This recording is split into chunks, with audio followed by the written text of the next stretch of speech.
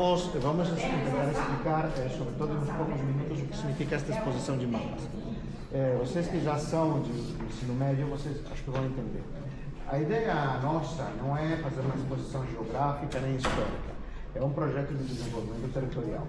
Isso começou faz tempo num projeto de pós-doutorado na UENS e era criar um itinerário cultural justo na fronteira, que se chamava Caminho para os Gervais. Justo vocês vão achar naquele mapa que está lá, que é justo depois da Guerra do Paraguai. Um mapa que tem lá.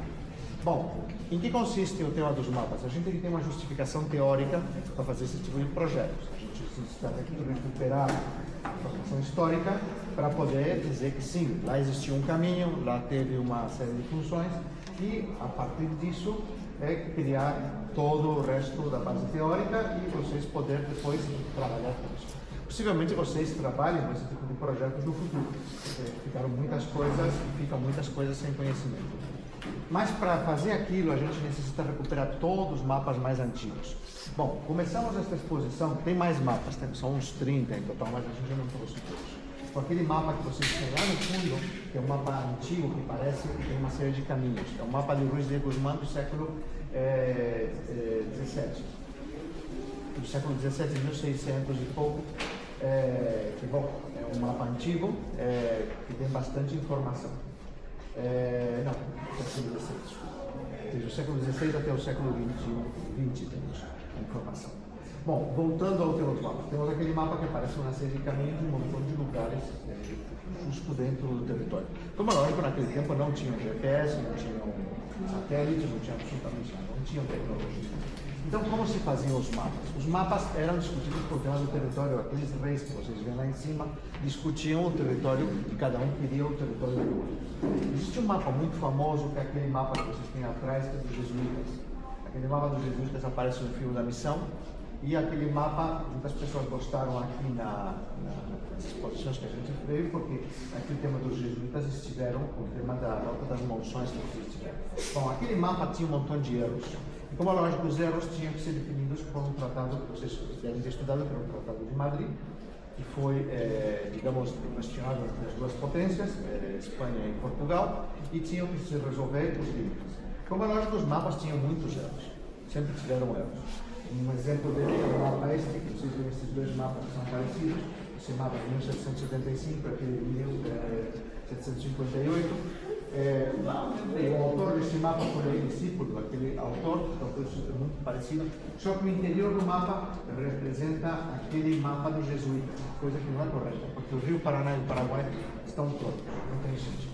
Bom, então se criou uma comissão de limites. A comissão de limites vieram oficiais da Armada dos dois países para estudar a situação. Eram oficiais eram militares e eles se dedicavam a estudar todo o território e indo rio por rio para definir os limites dos impérios.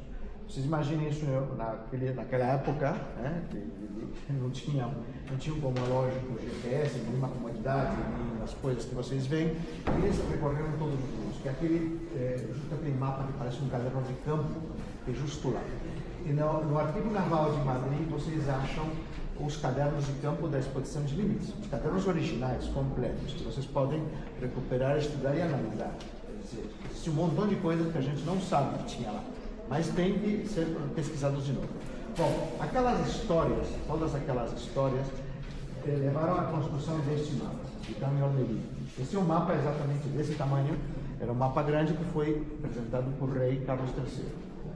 Claro, era o melhor mapa que se construiu na América Latina naquela época, era o mapa mais completo. Era tão sumamente bom que foi proibido, porque o rei não queria que saísse essa informação, porque era secreto. Os mapas eram segredos de Estado, os mapas não eram públicos para a grande população, a população não tinha acesso aos mapas. Por quê? Porque os mapas eram para reis, eles tinham que discutir o território deles com isso. Então, como teve o problema da guerra, do Tratado de Madrid, que depois foi anulado, uma guerra entre Espanha e Portugal, vocês sabem que a gente vê aqui no estado de Mato Grosso do Sul uma fortaleza que se chama Nossa Senhora dos Prazeres, que está em Palendos, lá no sul. Pois os portugueses construíram a fortaleza para tomar o território e os espanhóis sabiam desde o primeiro dia que estava sendo construída, ainda que fosse construída de forma sem que soubessem os outros, mas já se sabe. Por quê? Porque era um conflito de interesses. Então se mandou depois uma frota grande, para começar a guerra. Se tomou a ilha de Santa Catarina, se disparou um tiro e se destruiu a fortaleza de Nações dos Prazeres. Depois teve o intercâmbio de armas, porque o rei Carlos III decidiu com o cunhado dele, que eram todos parentes. O rei Carlos III era parente a irmã dele estava casada com o rei de Portugal, dizia, bom, você quer de volta aí para Santa Catarina? O que você quer? Onde está Florianópolis? E o rei de Portugal disse, sim, quero de volta. Ele sabe que eu não tenho nada na África? Então eles trocaram a Guiné Equatorial, que está na África, por esse lugar. Para que vocês vejam que era tudo um tema de interesses entre os reis. Os reis eram donos dos grandes territórios. Para eles, daqui era uma fazenda enorme. Então, para que vocês vejam. O luxo de detalhes que tem é impressionante. Nós estamos justo aqui.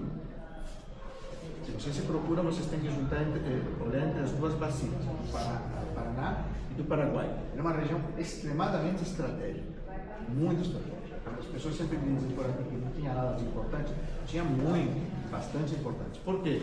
Porque era uma forma de controlar todo esse território. Se você controlava isso, você controlava o acesso a Potosí, que é uma mina de prata gigantesca que anda por aqui na Bolívia. Então, claro, eles queriam impedir a toda a costa que fossem os portugueses para lá, porque o importante era o que tinha aqui. Mas, de todas as formas, esta região era estratégica. Então, quero que vocês vejam os mapas, dêem uma olhada, todo mundo me pergunta sempre porque o mapa geral da República Estados Unidos do Brasil com duas P's, você tem que ter em conta que era o mapa de 1908 no Brasil, então o português também era diferente. Então os mapas estão aqui para que vocês vejam, consultem, dêem uma olhada, existem mais mapas, sejam curiosos de dar uma olhada, perguntem o que quiserem e bom, desfrutem da exposição, que é uma forma de levar o conhecimento para vocês, e não só o conhecimento. Estes mapas vão servir para o tema do desenvolvimento local. Agora que a gente está com o tema da RILA, estes mapas são muito úteis para constituir o tema da RILA. A rota de Trópico de Capricórnio, que vocês podem achar nos mapas, vai ser a futura rota comercial entre o Atlântico e o Pacífico. Então aqui se vai estabelecer um caminho. Sempre interessou eles faz muito tempo. Então aqui com estes mapas vocês podem ver que todos os polos estão conectados e a utilidade prática que tem. Bom, deixo com vocês, que vocês desfrutem da exposição e perguntem qualquer coisa.